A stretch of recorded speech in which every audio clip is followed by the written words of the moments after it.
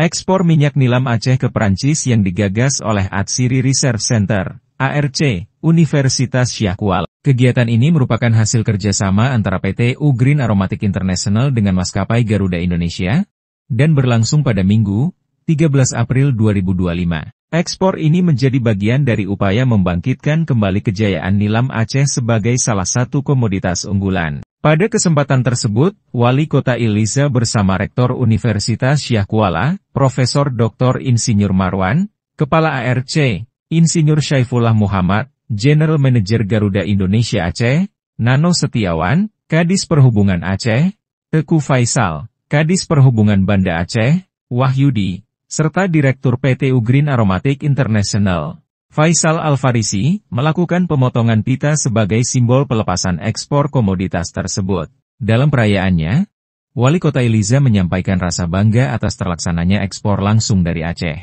Ia mengapresiasi kerja sama lintas pihak yang memungkinkan minyak nilam Aceh bisa menembus pasar internasional tanpa harus melalui jalur distribusi luar daerah. Pengiriman minyak nilam kali ini menjadi kebanggaan tersendiri bagi Aceh. Sejak tahun 2014, kami mengirimnya melalui Medan. Namun hari ini, pengiriman dilakukan langsung dari Bandara Sultan Iskandar Muda menggunakan pesawat kargo Garuda Indonesia, ujar Iliza. Ia juga menegaskan komitmen pemerintah kota Banda Aceh untuk terus berkolaborasi dengan Universitas Syah Kuala dalam mendorong hilirisasi penelitian minyak nilam, khususnya dalam pengembangan produk turunannya seperti parfum, skincare, dan produk kosmetik lainnya. Dengan potensi nilam yang besar, kami yakin Banda Aceh bisa menjadi pusat industri parfum Indonesia, bahkan dunia. Untuk memastikan pasokan bahan baku, kami akan menjalin sinergi dengan daerah-daerah penghasil nilam seperti Aceh Besar, Aceh Barat, Sabang, dan lainnya,